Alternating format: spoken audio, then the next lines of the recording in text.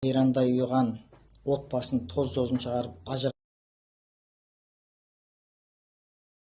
атқан, кешегі сап-сау жүрген адамдарды төсек тартып, мүгедек қылып, сал қылып, ауыр болып жатқан, қаншама адамның ажал құшып бұл өмірден өтіп кетуіне себеп болып жатқан бүгінгі 21 ғасырдың дерті сиқыр дуа жайлы сіздерге айтып бергім келіп отыр. Көп адамдар сұрақ туындайды, сиқыр дуа бар ма екен, жоқ па екен, қалай білуге болады екен деген. Енді Құранда көріп келдік, харам болсаң ондайға баруға болмайтынын білесіздер. Сондықтан сиқыр дуаның бірнеше белгісін айтқым келіп отыр. Егер белгілі бір адамға сиқыр дуа істелінген болса, ең бірінші белгісі ол адамның жүрегінде үрей, қорқыныш болады. Үйде отырып бір бала-шаға тірлік, бір іс, жұмыс, тірлік бастайын десе де үрей, қорқыныш, үйде жалғыз қалса біреу жүрген сияқты, желкесінде біреу демалып тұрған сияқты бір бітпейтін үрей, қорқыныш, тынышсыздық болады. Ол сиқыр дуа бар екенін бірінші белгісі. Екінші белгісі ұйқыдан маза кетеді, жөнді ұйықтай алмайды. Ұйықтағанның өзінде ылғи бір қалаймақан жаман түстер, көбінде өлген адамдар жиі көреді. Үшінші белгісі, бұрын ол адам көркем мінезді, жұмсақ мінезді адам болған болса, ол мінезі өзгереді. Ол адам ашушаң болып, нервный болып, әке-шешесінен бастап бүкіл ағайын туған бауырларын ешқайсының айтқаны көнбейтін, сөзін тыңдамайтын, көбінде ерлі-зайыптылар жиі ұрсатын болады.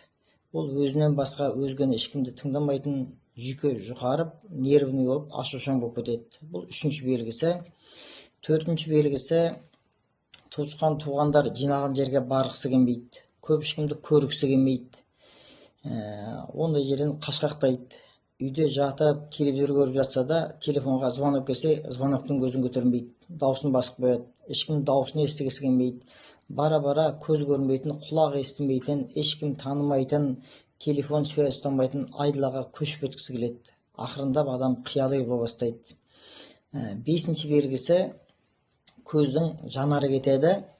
Бір 20-30-дағы жап-жас балалар келеді. Көздің жанары 90-нан асып бір 100-ге таяп қалған үлкен бір кісілердің көзі сияқты. Көздің жанары мүлде кетеді. Көздің жанары өшеді. Көзде бір өмірге деген құлшыныстың нышаны өшеді. Ол көз денсаулықтың айнасы деген көзден де бірден білуге болады. Алтыншы белгісі, бұл енді ең соңында әлгі адам шаршаған соншалық, бұл аурудан айықпайтындай, жаңа тіл көз сиқыр дуа деген дерттен айықпайтындай, содан кейін бір тұңғиық төбеден құдыққа түсіп кетіп, сол тығырықтан шығатын жол жоқ сияқты көрінеді. Ең соңында күдері үзіліп, өз-өзіне қол жұмсап, суицидқа апарады. Енді бұл үлкен-үлкен белгілерін айттым. Тағы бір белгісі бар. Мысалы, белгілі бір адамның бас ауруы мүмкін, МРТ-ға түседі, тап-таза. Жүрегі шаншып, міне-міне тоқтап қалатын сияқты көрінеді, рентгенге түседі, тап-таза, көрсетпейді. Дәл сол сияқты бүйрек, бауыр, асқазан рентгенге түседі, таза, көрсетпейді. Қазір енді медицинаның керемет дамыған кезі ғой, шында ол бір дерт болса, ішінде бір ауру болса, жарасы болса, ол аппарат бәрін көрсету керек. Ал енді аппарат көрсетпегесің, ол да бір сиқыр дуаның белгісі деп қабылдау керек. Енді бұл белгілері сәйкес келсе, ол адам бойында зиянкестік, сиқыр дуа бар деген сөз. Енді белгілерін айтқаннан кейін одан айығудың, емделудің де жолын айтайын. Құранда арнайы сүрелер бар. Тілден, көзден, сиқырдан, дуадан, адамдар мен жындардан болатын зияндықтан қорғайтын. Міне сол Құран сүрелерін оқып, дем салу керек.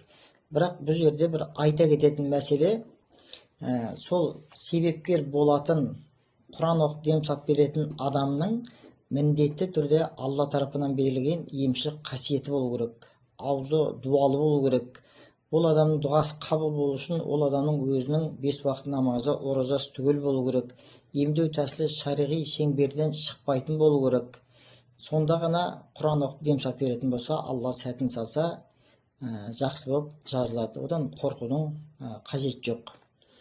Енді тағы да бір айта кететін мәселе, өзімізге келгенде өте көп адамдар звондаганда, телефонмен хабарласканда сәл бір ыңғайсыздау сұрақ қойып жатады.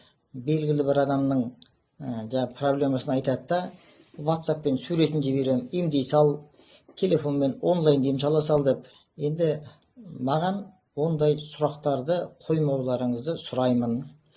Өйткені адам телефонмен бүкіл Қазақстан болсын, көрші елдер болсын, телефонның бәрін емдей беретін болса, білмеймін, енді онда ешкім, ешқандай адам түшкірмей, жөтелмей, бәрі жүз жасайтын шығар деп ойлаймын өзі. Енді сәл ол ақылға сыйыңқырамайды. Ондай сұрақтарды қоймауларыңызды сұраймын. Белгілі бір себепкер болатын адамның алдына барсаңыз, сол жерде ауруынан айығуға, тіл көз сиқырдан тазаруына, аяқтан тік тұрып, Алла сәтін сап жақсы болып жазылып кетуіңізге себепкер болып жатса, алдына барған кезде бұның өзі бұл өте керемет жағдай деп ойлаймын. Жақсы, аман болыңыздар.